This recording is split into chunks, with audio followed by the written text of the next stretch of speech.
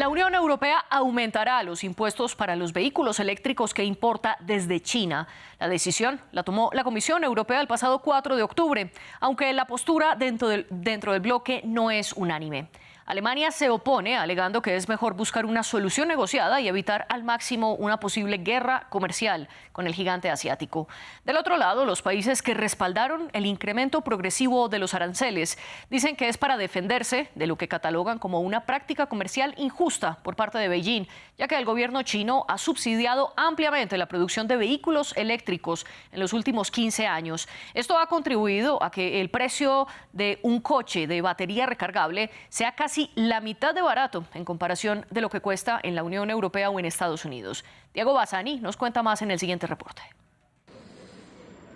La Comisión Europea da luz verde a incrementar los aranceles para los automóviles eléctricos chinos hasta un máximo del 45%. Sin embargo, la decisión tiene varios detractores dentro del bloque comunitario. Alemania, la economía más poderosa del bloque, votó en forma negativa, pues teme una respuesta arancelaria desde Beijing. Algunos políticos creen que lo saben todo mejor que los afectados. Tenemos que hablar claro y negociar con China. Las guerras comerciales solo tienen perdedores. Varios líderes gremiales alemanes advierten que la medida podría ser contraproducente para los fabricantes de autos europeos. Debemos mantener debates críticos, pero no consideramos adecuado el instrumento de introducir aranceles. La noticia es difícil para los consumidores, pues los coches eléctricos se encarecerán. La Comisión Europea cree que la industria automotriz china se beneficia de subsidios ilegales que impiden la sana competencia con sus productores. En contraparte, Beijing ha comenzado sus propias investigaciones contra productos europeos como la carne de cerdo española, los lácteos y el coñac francés. Estamos, por supuesto, bastante preocupados porque hoy en día China es nuestro segundo mayor mercado, representa más de un tercio de nuestros volúmenes exportados. Saber que mañana se nos impondrá un impuesto de 40% significaría potencialmente la desaparición de este mercado. Los aranceles contra vehículos eléctricos chinos entrarían en vigor en noviembre y estarían vigentes durante los próximos 5 años. A esta decisión del bloque de los 27, China respondió poniéndole aranceles al brandy que importan desde suelo europeo, una medida que, como lo vimos en el informe, afecta particularmente a Francia. También China estudia la posibilidad de hacer lo mismo con productos lácteos y porcinos. Podría entonces haber una guerra comercial entre la Unión Europea y China. Lo discutimos en el debate de hoy. Para ello nos acompaña desde Ciudad de México Raquel Isamara León de la Rosa, directora del Observatorio de la Política China. Además, ella es profesora investigadora de tiempo completo de la licenciatura en Negocios Internacionales y coordinadora de la especialidad en Protocolo y Desarrollo de Negocios en Mercados Emergentes en la Benemérita Universidad Autónoma de Puebla. Y desde Berlín nos acompaña Frank Pries, politólogo experto en relaciones internacionales y en la Unión Europea. Antes de darles la palabra a ustedes, les recuerdo a nuestra audiencia que estamos en las redes sociales como @France24-ES. Y este programa, El Debate, pueden escucharlo a través de Apple Podcasts, Spotify, Deezer y TuneIn. Raquel, bienvenida a nuestro espacio. Comencemos por explicar en qué consiste la decisión de la Comisión Europea. Bueno, Clara, en este caso, pues prácticamente es un momento en el cual sale como resultado de una relación comercial que no ha sido benéfica entre lo que es China y la Unión Europea, de alguna forma un tanto promovida desde la Comisión Europea, a pesar de los diálogos que se han sostenido entre China y Bruselas, y que de alguna manera, pues bueno, el tema también del sector automotriz dentro de Europa, principalmente en Alemania, que ya lo daba el informe, está en un momento crítico y que justo con esto, pues bueno, el tema de la amenaza de los coches eléctricos chinos, donde hoy en día las empresas chinas han logrado posicionarse a nivel internacional, juega un punto de riesgo principalmente para esta industria que es tan vital para la economía europea. Entonces, bueno, en ese sentido es que tenemos este resultado del día viernes, en donde definitivamente pues esto se vuelve como un limitante hacia los procesos de internacionalización de algunas empresas chinas.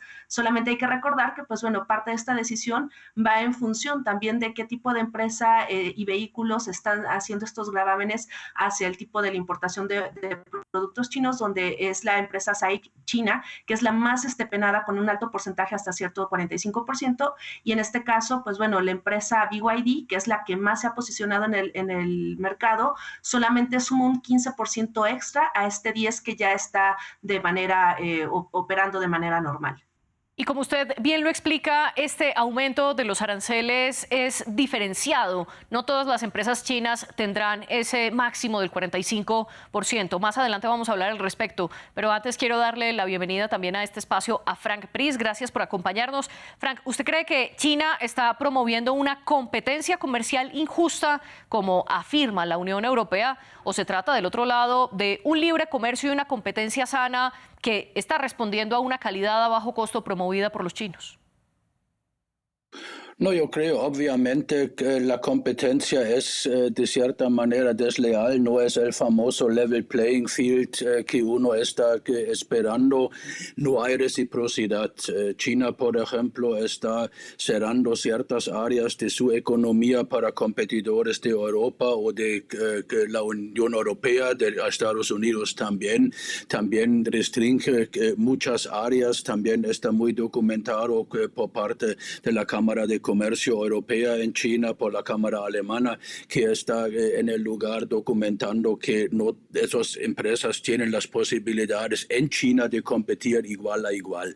Se sabe que el Estado chino también está subvencionando fuertemente ciertas áreas en diferentes formas. Las empresas son semi-privadas. Detrás de eso siempre está de cierta manera la mano fuerte del Estado.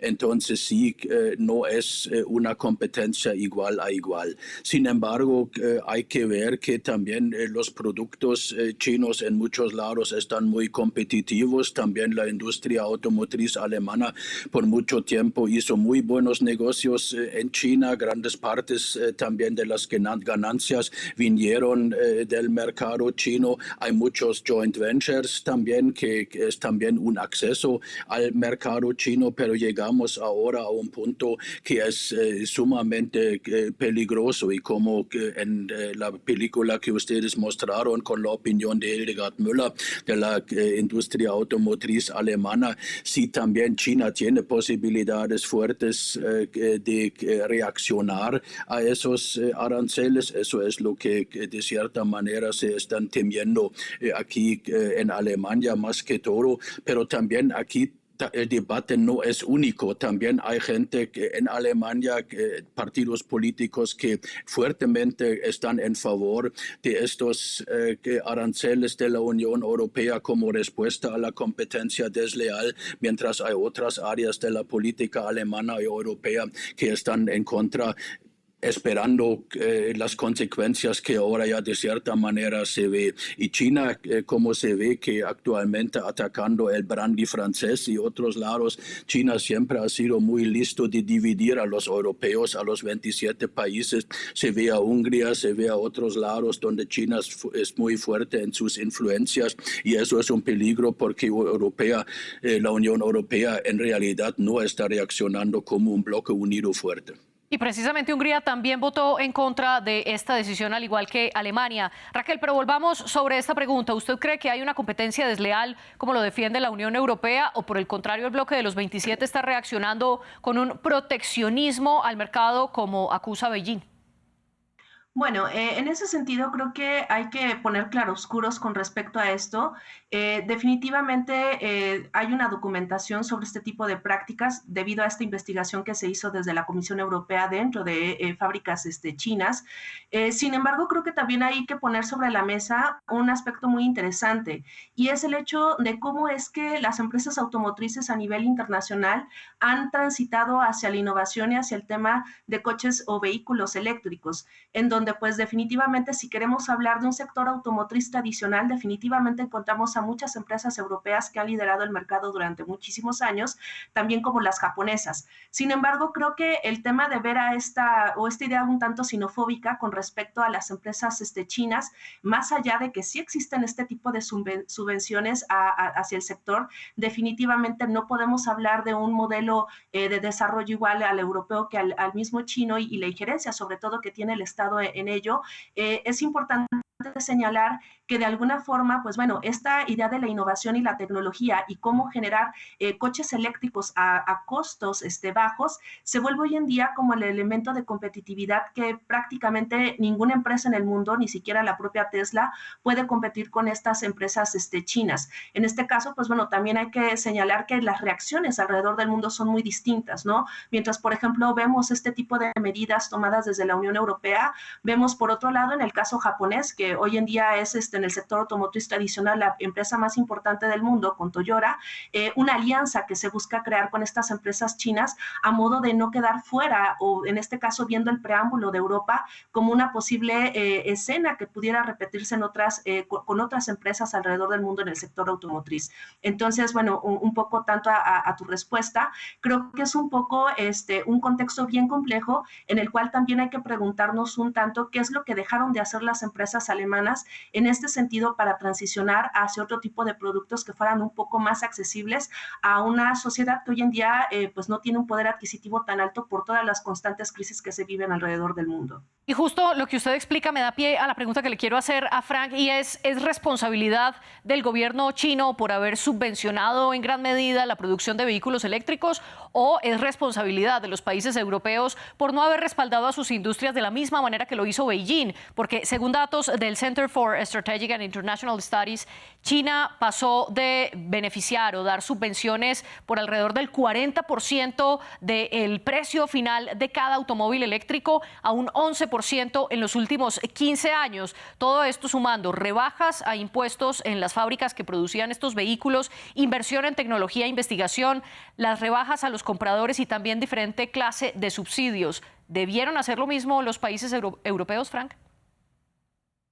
Yo creo que en este sentido no. Yo creo que la Unión Europea y también los países miembros tienen una responsabilidad de crear condiciones para la mejor competitividad de la industria. También hay muchas tareas dentro de Europa de hacer, también del mercado interno, también de ayudar más las innovaciones, menos burocracia. Todo esto sí es verdad y también lo que Rachel dijo también es verdad que en muchas empresas no se dieron no hicieron las tareas que tienen que hacer en casa en términos de la innovación, etcétera. Pero sin embargo, yo creo que sería un gran problema entrar en una carrera de subvenciones que es contra el modelo también que todos en Europa, o por lo menos muchos, estamos defendiendo frente también a las reglas que da la WTO y otros. En ese sentido, China no es el único que apuesta a este tema. Estados Unidos actualmente con su Inflation Reduction Act más o menos está haciendo lo mismo que están haciendo los chinos, pero yo creo que nadie gana si también la Unión Europea ahora, como lo tenemos en el mercado agrario, también en otros sectores industriales, también se mete mucho dinero estatal para subvencionar o prolongar tecnologías que capaz no tienen este futuro o que tienen simplemente la función a corto plazo de competir. Yo creo que se necesitan mejores condiciones de la competitividad y se necesita garantizar, sí,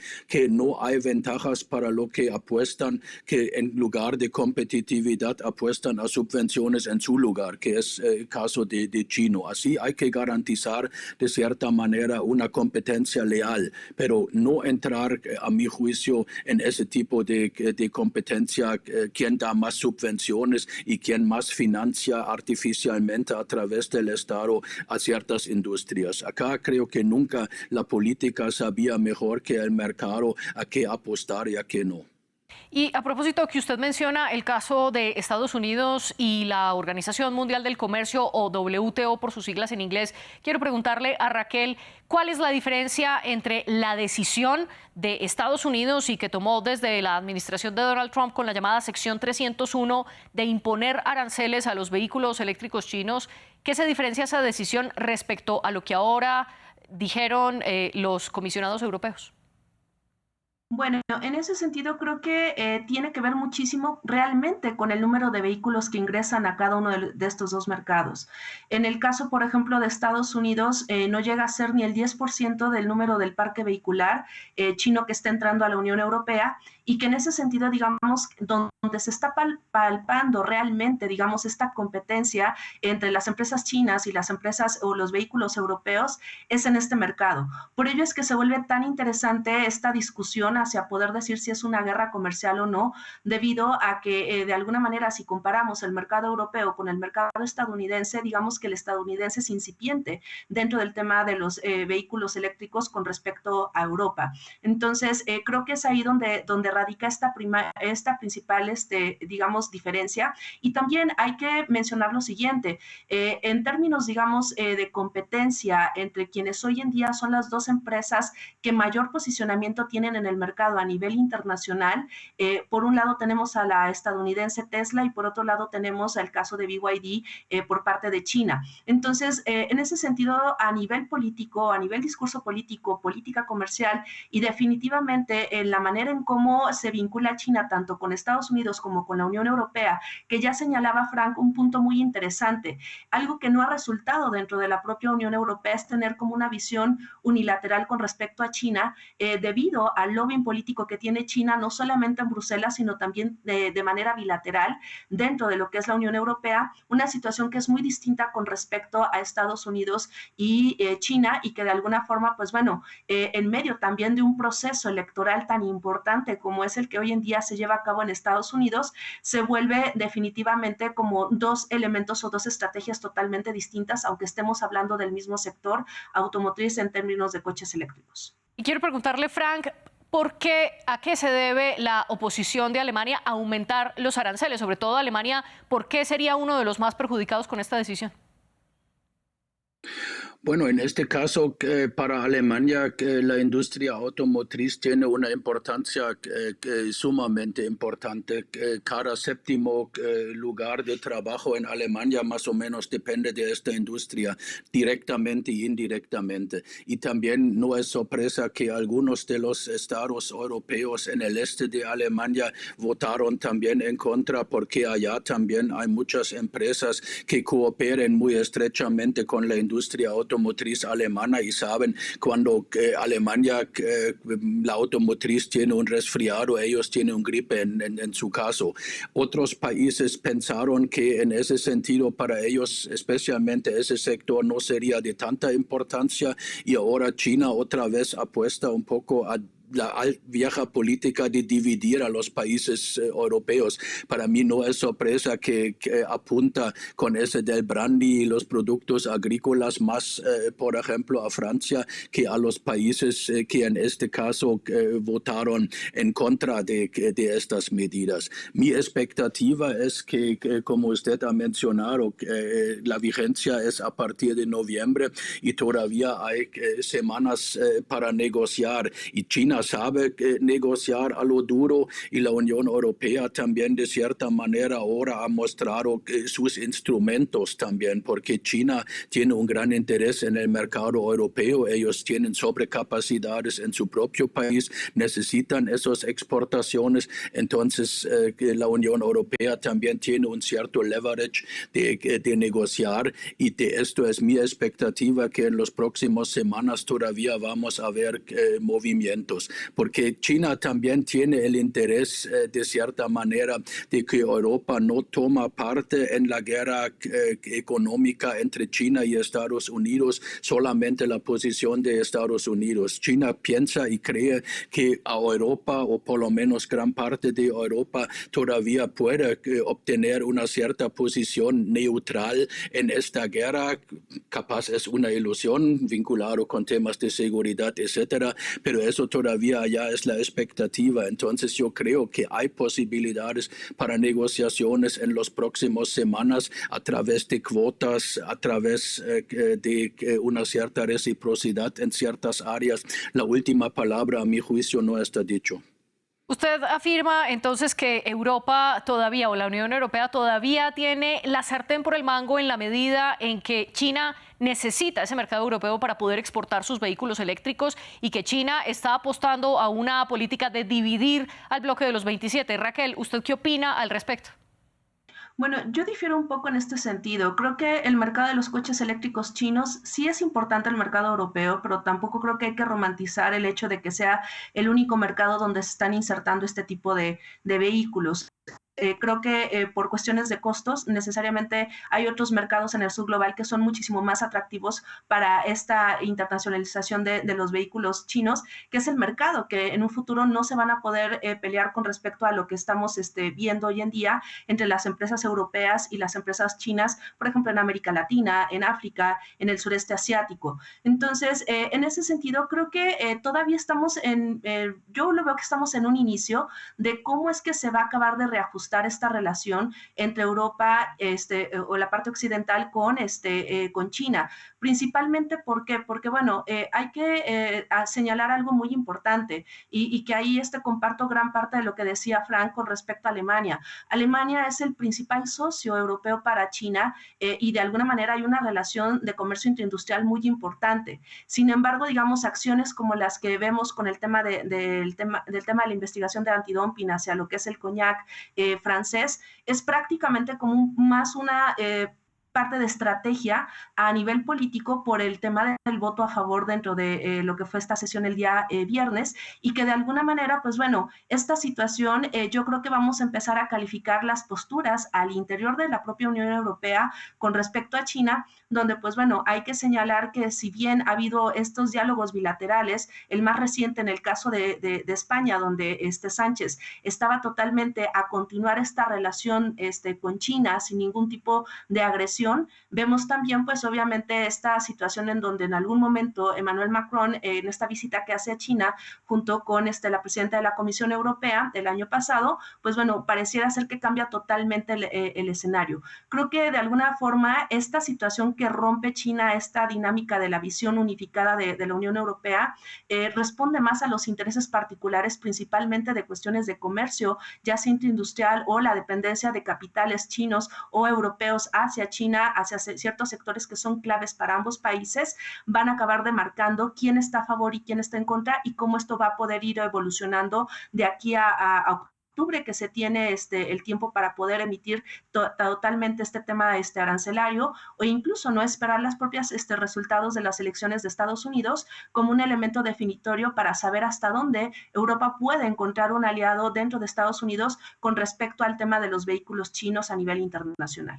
Entonces, ustedes dos, aunque difieren de la capacidad y el poder que puede tener la Unión Europea en este tema, sí coinciden en esperar a noviembre y mirar la posibilidad de una negociación. Pero en este contexto, Frank, sobre todo con la decisión de China de imponerle aranceles al coñac, el tipo de brandy que se fabrica en la región homónima en Francia, ¿usted cree que esto puede, por el contrario, enojar a los europeos, particularmente a los franceses, y hacer más difícil una negociación? No lo creo, porque por el momento ambos están también en lo simbólico, de cierta manera, y los chinos son maestros en lo simbólico de mostrar también sus posibilidades. Y yo lo interpreto un poco más como una invitación a una negociación a fondo, de decir, bueno, ustedes hicieron en Europa el primer paso con los aranceles, nosotros mostramos que también tenemos posibilidades y ahora también por diferentes negociaciones que ya están en marcha, por las visitas, etcétera. Por eso yo digo que eso no es la última palabra. Y yo no creo, ya estoy un poco pesimista, que Europa tiene una voz muy unida también frente a China, frente a Ucrania, frente a Estados Unidos después de las elecciones. Eso es el gran problema de siempre, que somos unión de 27 países independientes, de cierta manera también con estructuras, con intereses a veces muy diferentes y a veces que solamente es el denominador común muy chiquito a cual uno puede llegar de acuerdo, y eso saben otros actores como China, como Estados Unidos, y tratan de usarlo. Nosotros en ese sentido tenemos que hacer nuestras tareas y tratar que llegamos a una posición común. Usted dice entonces que China intenta usar la división que existe dentro de la Unión Europea para atomizarlos aún más y poder que tomen unas decisiones que favorezcan a Beijing. En ese sentido, Raquel, quiero preguntarle qué tanto podría impactar a diferentes países de la Unión Europea si China decide imponer aranceles también a productos cárnicos, concretamente porcinos, y a productos lácteos que importa en este momento de la Unión Europea. Bueno, en este punto yo coincido con Frank en esto que dice que es como la primera advertencia hacia una mayor tipo de negociación. Creo que de alguna manera hay que esperar a ver cuál va a ser la reacción del tema de Francia con el coñac y obviamente cómo Francia lleve esto hacia el tema de Bruselas para poder determinar si esto se puede ir incrementando en tensión. A mí me gustaría dar un dato, digo, si bien se dio el dato de qué tan importante es el coñac, el mercado chino para el coñac francés. En el caso, por ejemplo, de la relación con Francia, para China representa apenas el 3% de los productos que se importan desde Francia para el mercado chino. Entonces, digamos que tampoco es algo que sea tan representativo o tan significativo para los chinos y que de alguna manera, pues bueno, por eso es como una especie de primera advertencia con respecto a cómo esto se puede encrudecer. Creo que en este sentido sí nos sirve bastante lo que fue en su momento la guerra comercial entre Trump y Xi Jinping para poder entender cómo fue evolucionando este tipo, digamos, como de rebotes con respecto a qué acción tomas y qué acción toma la contraparte para poder ir midiendo hasta dónde puede llegar o no a recrudecerse esta situación. Entonces, en ese sentido, creo que sería como muy precipitado el decir que viene una avalancha a partir del tema del coñac, ahora también con el tema de la industria de los cárnicos o con algunos otros productos agrícolas de origen europeo. Sin embargo, creo que esta es como una muy buena advertencia sobre ver hasta dónde esta falta de unidad, de visión con respecto a lo que es China y sobre todo la parte de los intereses nacionales de los países de la Unión Europea pueden surgir a flote y ser como muchísimo más visibles de este intento de visión unificada que ha promovido la Comisión de la Unión Europea con respecto a China. Y siguiendo en este balance de poderes, Frank, ¿usted cree que cuánto necesita la Unión Europea de los vehículos eléctricos que se producen en China para poder descarbonizar este sector? Es decir, para poder abandonar los vehículos que son movidos por petróleo, por gasolina, para cambiar a los vehículos eléctricos. Bueno, es muy importante, obviamente. Nos faltan también, sin embargo, muchas inversiones dentro de Europa para que eso sea atractivo para el consumidor. Un gran problema en el mercado alemán, a un lado, obviamente, son vehículos a un buen precio, pero al mismo tiempo muchos optan, por ejemplo, y eso es el éxito de Toyota, que Raquel, por ejemplo, mencionó. Ellos estaban apostando a una tecnología híbrida, donde también muchos consumidores actualmente compran motores que están aptos para partes eléctricas y para la gasolina, porque hay mucha inseguridad cómo la cosa se va a desarrollar. Eso también es un aspecto. También la infraestructura para cargar los vehículos, etcétera, la capacidad de las baterías para ir a larga distancia. Hay muchos problemas todavía de resolver dentro de Europa para en general el mercado es más atractivo para que gente consumen y compran autos eléctricos, pero de todos modos es un elemento muy importante también para esa transición energética, sin embargo. Y Volvamos al punto que usted había mencionado, Raquel, de cómo estos aranceles de la Unión Europea serán diferenciados según la compañía china que produzca los vehículos eléctricos. BYD, por ejemplo, tendrá aranceles de un 17% según los últimos borradores que se han conocido de la Comisión Europea, mientras que otras compañías chinas pueden tener un 19 hasta un 36%, que sería lo máximo, 36% de aranceles que se suman al 10% de aranceles que ya la Unión Europea había impuesto desde mediados de este año. Raquel, pero ¿por qué? ¿Cómo se explica que esta decisión sea diferenciada según la compañía, muy distinto a lo que ocurrió con Estados Unidos, que sus aranceles fueron casi al unísono contra todas las compañías chinas? Bueno, creo que aquí tiene que ver muchísimo, digamos, el estilo en el cual se conlleva Estados Unidos con respecto a cómo se conlleva la Unión Europea. Yo mencionaba hace unos momentos que se hicieron investigaciones en distintas plantas chinas de distintas marcas, y de alguna forma el tema de los resultados que se obtienen con respecto a estas inspecciones que se hacen y estos porcentajes de subvenciones o beneficios que el Estado estaba dando a cada una de estas empresas, es que se comienza a determinar también este tipo de porcentajes diferenciados a partir de cada una de estas marcas, ¿no?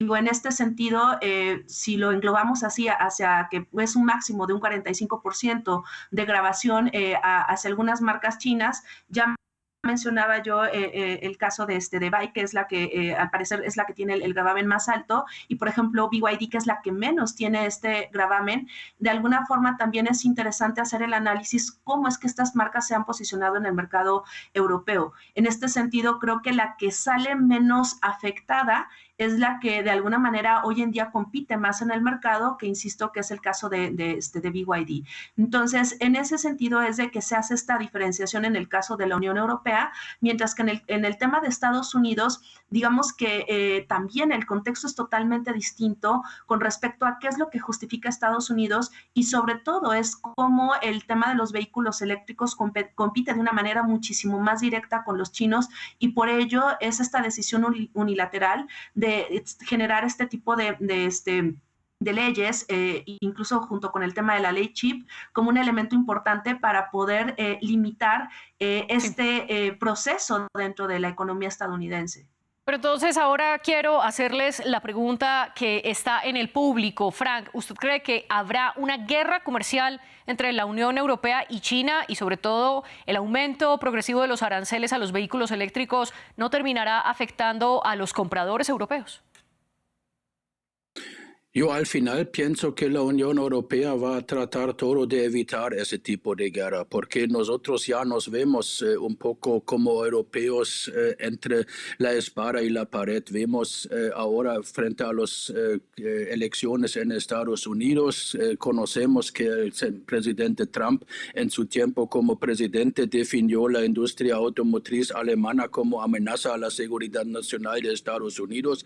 Uno puede imaginarse que esperar y al mismo tiempo tener un conflicto muy grave con China en una situación cuando la situación económica europea es bastante crítica. Eso sería bastante mal. Entonces yo creo que todavía todos van a apostar a llegar a un compromiso con China, y al mismo tiempo también negociar después de las elecciones igual con los Estados Unidos. Pero si eso llega a una guerra comercial, obviamente solamente hay perdedores por todos lados. ¿Y usted qué opina, Raquel? ¿Podría haber una guerra comercial y los aranceles afectarán a quienes quieran comprar un vehículo eléctrico dentro de la Unión Europea?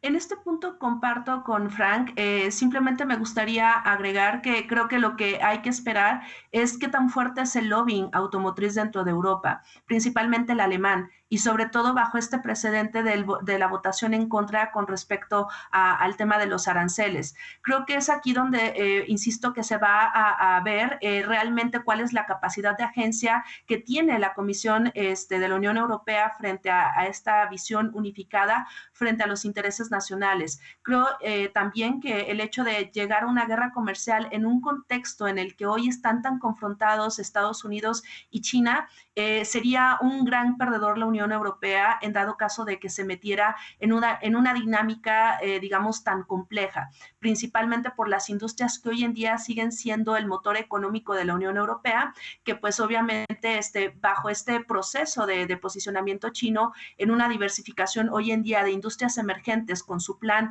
hacia los próximos 5 años, definitivamente no es el escenario más deseable para la Unión Europea y que tampoco creo que el gobierno chino o Beijing necesariamente quiera ver a una Unión Europea en un conflicto a este nivel con el cual de alguna forma hay que recordar que parte del proyecto de la Franja y la Ruta en cuestiones de infraestructura también forma parte de algunos países de la Unión Europea y que sería esto pues algo que incluso rebotaría a los propios intereses chinos con respecto a su posicionamiento geoeconómico. Raquel Isamara, León de la Rosa y Frank Pris, les agradezco profundamente por estar aquí en el debate de France 24 explicándonos este complejo tema comercial y también geopolítico. También un agradecimiento especial a nuestra productora Laura Garzón y al productor de los invitados José Saldaña y por supuesto a todo el equipo técnico que hace que el debate de France 24 sea posible. Ustedes vean más de este y de otros temas en nuestra página web france24.com.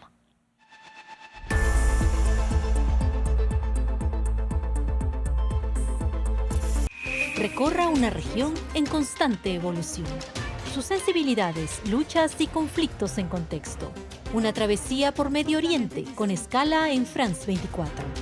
Expreso de Oriente, presentado por Gabriel Colchen, en France 24 y france24.com.